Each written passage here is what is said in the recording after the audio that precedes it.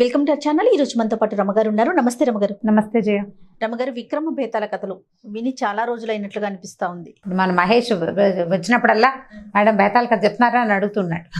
దానితోడు మనం ఇప్పుడు కాశీ మజిలీలని ఈ సిరీస్ లో ఎక్కువ చేస్తూ ఉన్నాం కదా, బేతాళ కథలు కూడా చేద్దాం.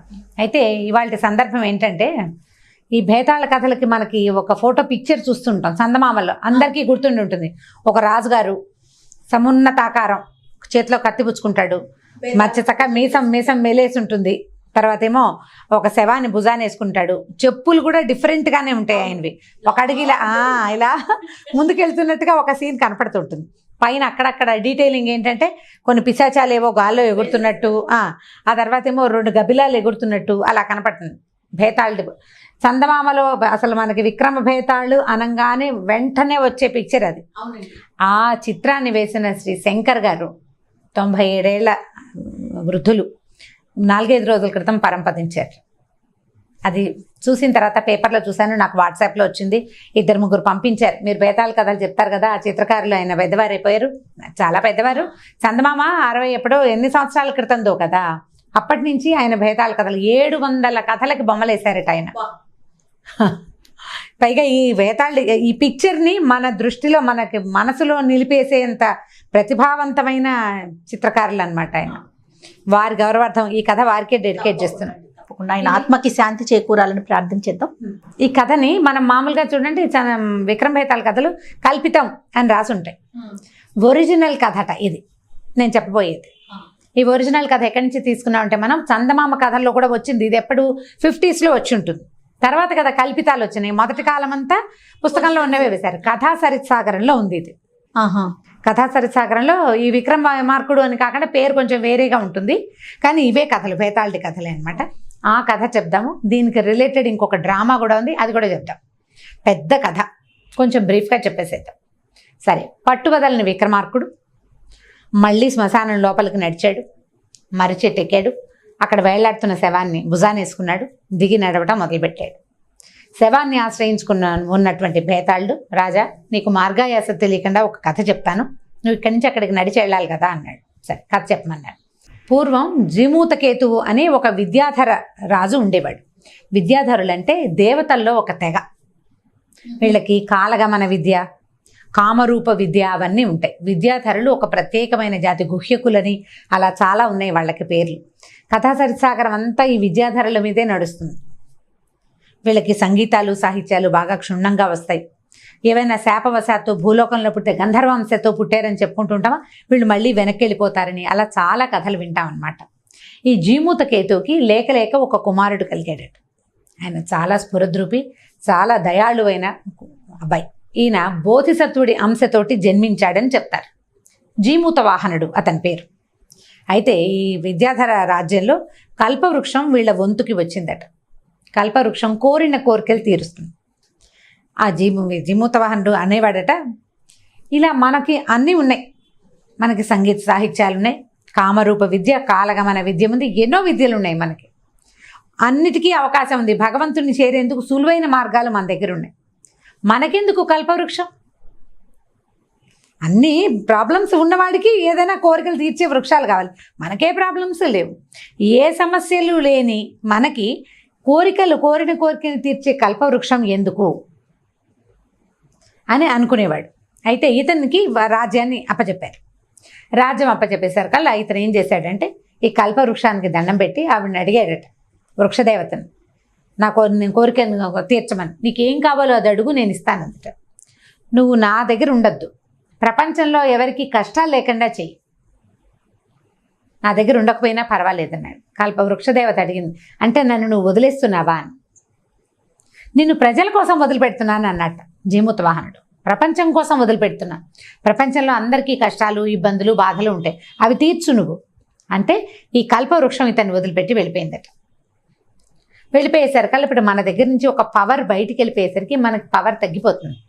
ఇతను చుట్టుపక్కల రాజ్యాల్లో ఇంకా ఉన్న విద్యాధరులంతా వీడిని సులువుగా జయించవచ్చని యుద్ధానికి వచ్చారు. వచ్చేసరికల్లా ఇతను యుద్ధకాంక్ష లేదు. తను చాలా మృదువైన స్వభావం కలిగిన వాడు. బోధిసత్వుని అంశ అవటం వల్ల ఇంకా మృదు స్వభావి. ఏమన్నాడు తండ్రితోటి, నాన్న ఇక్కడ నుండి ఏం చేస్తాం, వీళ్ళంతా మన మీదకి వస్తారు, ఎందుకు, నాకు రాజ్యకాంక్ష లేదు, నువ్వు రాజువి, నీ రాజ్యాన్ని నాకు ఇచ్చావు, నువ్వు ఇచ్చావు కాబట్టి తీసుకున్నా, వాళ్ళు ఎవరైనా అడిగితే వాళ్ళకు కూడా ఇచ్చేస్తా, నాకు అక్కర్లేదన్నాడు అని తండ్రిని తీసుకుని వెళ్ళిపోయి మలై పర్వతం మీద ఒక ఆశ్రమాన్ని నిర్మించుకుని అమ్మా నాన్నతోటి అక్కడ ఉండటం మొదలుపెట్టాడు. ఇక్కడి నుంచి వెళ్ళిపోయాడు. అంటే అంత శాంత స్వభావుడు, అంత దానపరత్వము ఉందన్నమాట జీమూత వాహనుడికి. ఇక్కడికి వెళ్ళిన తర్వాత ఏమైంది, ఈ మలై పర్వతానికి వెళ్ళిపోయి ఉండిపోయాడు కదా, ఆ పర్వత ప్రాంతాల్లో ఉన్నటువంటి ఒక రాజకుమారుడితోటి ఇతనికి స్నేహమైంది. మిత్రావసువు అనేవాడితోటి స్నేహం కలిసింది. వీళ్ళిద్దరూ బాగా కబుర్లు చెప్పుకుంటూ ఉండేవాళ్ళు. ఈ మిత్రావసువు తండ్రి పేరు మలైకేతు అనుకుంటున్నా. అదేంటి చిన్న చిన్న పేర్ల మీద చాలా కాలం అయిపోయింది, ఎప్పుడో చదివాను, పేర్లు వదిలేద్దాం రేట్.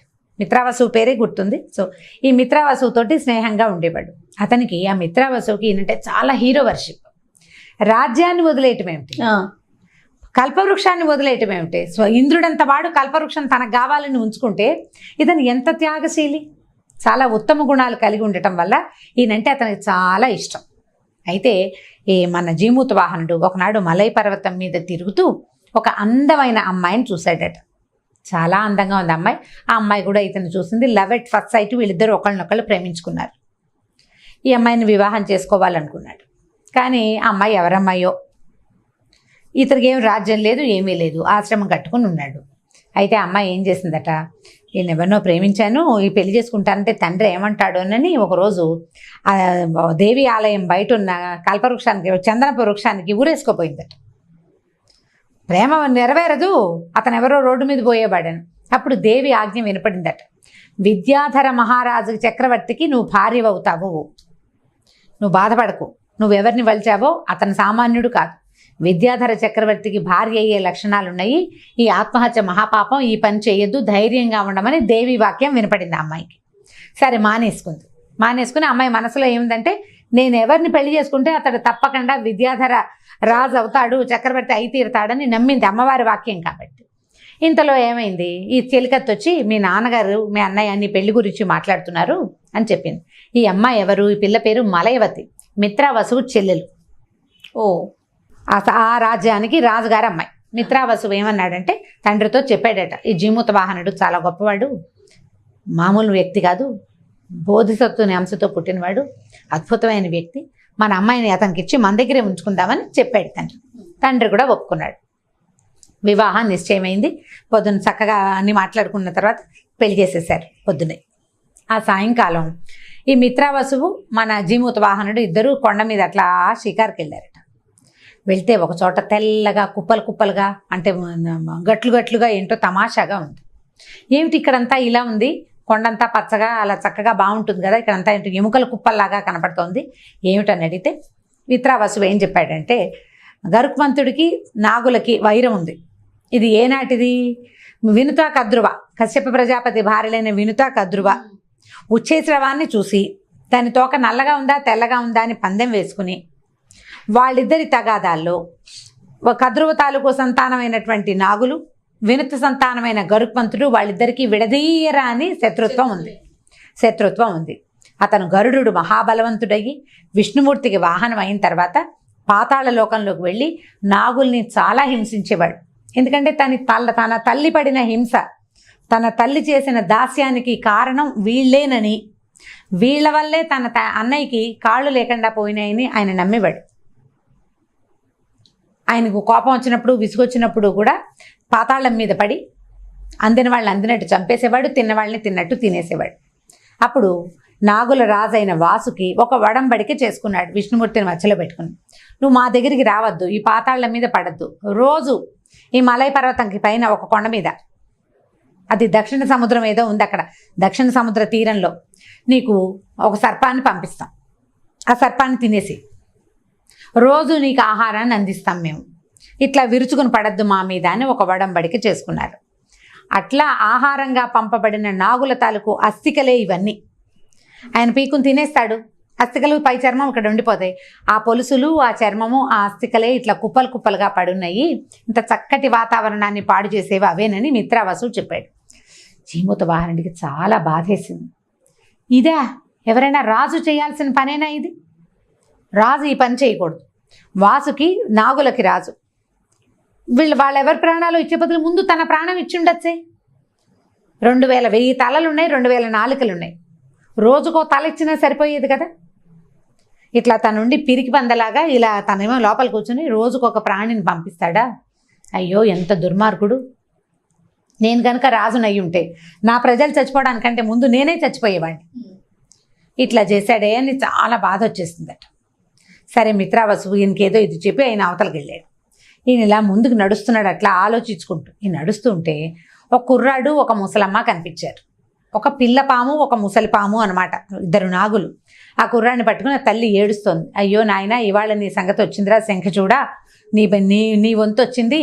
లేక కలిగిన ఒకే ఒక్క కుమారుడివి, మీ నాన్న కూడా లేడు, వంశానికి నువ్వు ఒక్కడివే. ఇవాళ నువ్వు గరుడుడికి ఆహారం అయిపోతున్నావు, మన వంశమే దొరికిందే వాసుకి, నువ్వు ఇట్లా అయిపోతున్నావని ఏడ్చి శోకాలు పెడుతోంది తల్లి. ఈయన పక్క నుంచి చూశాడు మొత్తం. శంఖచూడు అనే సర్పమని వచ్చినవాడు, అతని తల్లి ఆ కుటుంబానికి శంఖచూడు ఒకడే ఆసరా అని ఏడుస్తోందని తెలిసేసరికల్లా గబక్కను వెళ్ళాడు. వెళ్ళి అమ్మా నువ్వు బాధపడబోక, నీ కొడుకు బదులు నేను ఆహారంగా వెళ్తానన్నాడు. గరుడుడికి ఆహారంగా నేను వెళ్తాను అన్నాడు. అనేసరికల్లా ఆవిడంది, నాయనా నువ్వెవరివో మహానుభావుడు, ఇంత మాట అన్నావు. శంఖచూడుడెంతో నువ్వు కూడా అంతే నాయనా, ఏ తల్లి కన్న బిడ్డవో. వద్దు నాయనా వద్దు, మా దశ ఇట్లా ఉంది, నాగులకి ఈ దశ ఏనాడు తప్పుతుందో తెలియకుండా ఉంది నాయనా, వద్దని చెప్పింది. ఈ కుర్రాడు అన్నాడు, వద్దు అది పనికిరాదు. అది శంఖచూడు ఏమన్నాడంటే, అది పనికిరాదు, రాజు నన్ను నిర్దేశించంటే రాజకార్యాన్ని నేనే చేయాలి, నా పేరు మీద కాగితం వచ్చింది నేనే చేయాలి, నా బదులు ఇంకొకటి ఎట్లా చేస్తాడు? కాబట్టి అలాంటిది ఏం కుదరదు. ఒక ఏంటంటే సర్పం అక్కడ ఉందని గుర్తుగా ఒక ఎర్రటి వస్త్రం కప్పుకుని కూర్చుంటారట పైన. ఆ ఎర్రటి వస్త్రాన్ని తల్లి చేతిలో ఉంది. ఏమన్నాడు శంఖచూడు, ఇది ఎక్కడుంది? మన గోకర్ణ క్షేత్రం అనమాట అన్నాడు. అమ్మ ఇంకొక కాసేపట్లో వైనతేయుడు వచ్చేస్తాడు, ఒక్కసారి వెళ్ళి గోకర్ణనాథుడిని దర్శనం చేసుకొస్తాను, మళ్ళీ ఇంకా నేను బతికుండను. ఆ తల్లి ఏడుస్తూ పక్కకి వెళ్ళిపోయింది. ఈ కుర్రాడు శంఖచూడుడేమో గోకర్ణ క్షేత్రంలోకి వెళ్ళాడు దండం పెట్టుకురావడానికి. అంతలో దూరం నుంచి గరుత్మంతుడు వస్తున్నాడు. మన జీమూత వాహనుడు ఏం చేశాడంటే ఆ ఎర్రటి వస్త్రాన్ని మెళ్ళ వేసుకుని ఎక్కడి నుంచి అయితే ఈ గరుడు వస్తున్నాడో, ఏ కొండ మీద అయితే ఏ ఎత్తు మీద అయితే పాముల తాలూకు అస్థికలు కనపడుతున్నాయో అక్కడికి పరిగెత్తుకుంటూ వెళ్ళేసరికల్లా ఎర్ర వస్త్రం కప్పుకోవటమే గుర్తు. వెనక నుంచి పట్టేసుకున్నాడు గరుడు. పట్టుకుని అక్కడి నుంచి తను తినడానికి వెసులుబాటుగా ఇంకొంచెం పైకి ఎగిరాడు. జీమూత వాహనుడు బాగా సమున్నతాకారుడు, ఈ నాగకుమారుడి కంటే కొంచెం భారీగా ఉన్నాడు.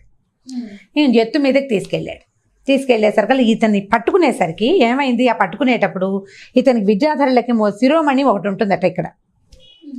ఆ మణిని గోళ్లతోటి కొట్టేసేట ఆయన. సర్పాలకు కూడా ఉంటుంది, సర్పానికి మణి ఉంటుంది కదా, పాములకు మణి అంటాం, విద్యాధరులకు కూడా మణి ఉంటుంది. ఆ శిరోరత్నాన్ని విసిరేశాడు గోళ్లతోటి. ఆ విసిరిన మణి ఈ చిలకత్తలతో కూర్చున్న మలైవతి దగ్గర పడి ఆ మణిని గుర్తుపట్టింది. అమ్మాయి ఇది జీమూతకేతుది, జీమూత వాహనుడిది, నా భర్తది అని గుర్తుపట్టింది. దాని నిండా రక్తసిక్తంగా ఉంది, అది పెరికేసినట్టుగా ఉంది. వీళ్ళు రక్తసిక్తంగా ఉన్న మణి పడేసరికల్లా అమ్మాయి కంగారు పడింది. మామగారిని అత్తగారిని పిలిచింది. వాళ్ళు చూసుకుని అమ్మో ఇది జీమూత వాహనుడిదేనండి, అది ఎక్కడి నుంచి వచ్చిందో తెలియక అటు ఇటు పరిగెడుతూ వెతుక్కుంటున్నారు వాళ్ళు. ఈ మణి పడిపోయింది. ఈ కుర్రాడు ఈ పట్టుకునేసరికల్లా ముందున్న మొహం మీద గోళ్ళు తగిలినాయి. ఈ వీపు మీద పట్టుకునేటప్పుడు కూడా మానవ శరీరం తొందరగా రక్తం గారిపోతుంది కదా. ఈ గోకర్ణ క్షేత్రానికి దర్శనం చేసుకోవడానికి వెళ్ళిన శంఖచూడు వచ్చేసరికల్లా తను ఎక్కడ ఇందాక నుంచున్నాడో అక్కడ కొత్తటి నెత్తురు, అప్పుడే కారిన నెత్తురు కనపడేసరికి తెల్లబోయాడు. నేను ఇక్కడే ఉంటే ఎవరి నెత్తురు ఇక్కడ కారింది, ఇక్కడ పడ్డ నెత్తురు ఎవరిది అని అనుకుని చూసేసరికల్లా దూరంగా ఎత్తు మీద గరుత్మంతుడు ఎవరినో తింటున్నాడు. గరుత్మంతుడు అంటే పెద్ద గరుడ పక్షి, కాళ్ళతోటి ఒక శరీరం మీద నొక్కి పెట్టి ముక్కుతోటి ఆహారం మాంసం తీస్తుండేసరికల్లా పరిగెత్తుకుంటూ వచ్చాడట శంఖచూడు. పరిగెత్తుకొచ్చాడు. ఈ తలెత్తి చూసిన గరుత్మంతుడికి కనపడింది వాడెవడో పరిగెత్తుకొస్తున్న సంగతి. ఈ కిందకు చూస్తే ఆయన కనిపించింది, ఈ కింద తను తింటున్నవాడు నాగుడు కాదు, తినడం ఆపేశాడు. వీడెవడు తింటూ ఉంటే ప్రాణభయంతో నొప్పితో దుఃఖంతో ఉండవలసిన వాడు ఆనందంగా ఉన్నాడు. ఒక జీవిని రక్షిస్తున్నానన్న సంతోషంతో ఆయన సంతోషంగా ఉన్నాడు. నేతి ఒంట్లో నుంచి మాంసపు ముక్కలు లాగేస్తున్నా కూడా ఏమీ భయం లేదు, దుఃఖం లేదు, నొప్పి లేదు, సంతోషం కనపడుతోంది. ఇతను ఎవరో మహాపురుషుడిలాగా ఉన్నాడు. ఏం చేయాలి అని ఆపైతే వెంటనే ఈ జీమూతవాహనుడు అన్నట, నాయన ఇంకా నా శరీరంలో బోళ్ళంత రక్తము మాంసము ఉన్నాయి, నీ పొట్ట ఇంకా నిండినట్టు లేదు, ఎందుకు ఆగావు? నన్ను భక్షించి నీ ఆకలి తీర్చుకో, ఒక జీవిని రక్షించిన పుణ్యాన్ని నాకు ఇవ్వు అనేసరికి ఈయనకు అర్థమైంది తను తినవలసిన వాడు వీడు కాదు అని. ఆగిపోయాడు. శంఖచూడుడు పరిగెత్తుకుంటూ వచ్చాడు దగ్గరికి. గరుడా గరుడా ఆగు, నువ్వెవరో మహానుభావుడిని తినేస్తున్నావు, బోధిసత్వ అంశతో పుట్టినవాడు, నువ్వు వదిలిపెట్టు, అతన్ని కాదు నన్ను తిను అని పరిగెత్తుకుంటూ వచ్చాడు దగ్గరికి. వచ్చేసరికల్లా ఇంతకి కింద నుంచి మలైవతి, జీముతకేతువు ఆయన భార్య వాళ్ళు పరిగెత్తుకుంటూ వచ్చారు. వాళ్ళకు కూడా తెలిసింది ఇక్కడ షికారు చేస్తున్నారు. ఈ షికారు చేస్తున్నప్పుడు మిత్రావసు అవతలకి వెళ్ళిపోతే ఇతని దగ్గరికి ఏదో జరిగింది, ఆ మణి ఊడి పడిపోయింది అని. మిత్రావసు వచ్చాడు. అందరూ తలా ఒక పక్క నుంచి పరిగెత్తుకొచ్చారు. ఈ నెత్తురోడుతున్న ఈయన ప్రాణాలు వదిలేసరికల్ చచ్చిపోయాడు జీమూత వాహనుడు. ఆ పిల్ల గట్టిగా ఏడ్చింట మలైవతి, అమ్మవారి నాకు ఆజ్ఞ ఇచ్చింది, విద్యాధర చక్రవర్తి నాకు భర్త అవుతాడని, తను మరణించడానికి వీల్లేదు, అతను మరణించడానికి వీల్లేదు చెప్పింది నాకు, మరణిస్తే ఇంకా చక్రవర్తి ఎట్లా అవుతాడు? ఇంతలో అమ్మవారు ప్రత్యక్షమైందట. అక్కడ ప్రత్యక్షమై చేతిలో ఉన్న కమండలంలో నీళ్ళని చల్లింది ఆ శరీరం మీద. ఒక ప్రాణిని బతికించడానికి, పొద్దున పెళ్లి చేసుకుని ప్రేమించిన అమ్మాయిని పెళ్లి చేసుకున్న పెళ్లి కొడుకు ఒకడిని బతికించడానికి తన ప్రాణాలు వదిలేసినటువంటి ఆ అత్యద్భుతమైన అతని ప్రవర్తనకి, అతని గొప్పతనానికి దేవదందుబులు మోగినట్ట పైనుంచి పుష్పవృష్టి కురిసింది. దేవతలందరూ ఆకాశంలో నిలబడి చూస్తున్నారట. ఇట్లాంటి గొప్పవాడు ఇతను అడవులు పట్టిపోయాడు రాజ్యాన్ని వదిలేసి. దాంతో ఇతను లేచి కూర్చున్నాడు. గరుడు చాలా సిగ్గుపడ్డాడు. నేను పొరపాటు చేశాను, ఇంత పని చేశాను అంటే, నాయనా నువ్వు ఎంతో గొప్పవాడివి, నీ మాంసం తిన్న నాకు పరిహారం ఏం చేసుకోమంటావు, ఏం చేయమంటావు నన్ను? బోధిసత్వుని అంశ అంటే భగవంతుని అపరావతారం, అతని అంశని నేను భుజించడం ఏమిటి? ఇది నేను చేసిన తప్పు. ఇన్నాళ్ళు తిన్న నాగుల మాంసం ఒక ఎత్తైతే నీ బుక్కెడి మాంసం నాకు ఎక్కువైపోయింది, ఇది నాకు అరగదు, ఏం చేయమంటావో చెప్పమన్నాడు. ఈ చచ్చిపోయిన నాగులందరినీ బతికించమన్నాడు. ఇంకెప్పుడు నాగుల్ని తినద్దు నువ్వు, నాగులు నీకు ఆహారంగా ఉండరు. వాళ్ళ అమ్మ చేసిన తప్పుకి తరతరాలుగా వాళ్ళు శిక్ష అనుభవించాల్సిందేనా? ఒక్కళ్ళ పొరపాటు ఇన్ని తరాలుగా వాళ్ళకి శిక్షగా ఉండాలా?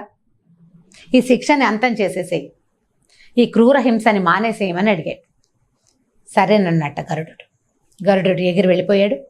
మిత్రావాసు వచ్చి తన భావాన్ని చేయిపరుచుకుని తీసుకెళ్ళి ఈ పెళ్లి కూతుర్ని పెళ్లి కొడుకుని ఇంటికి తీసుకెళ్ళిపోయారు.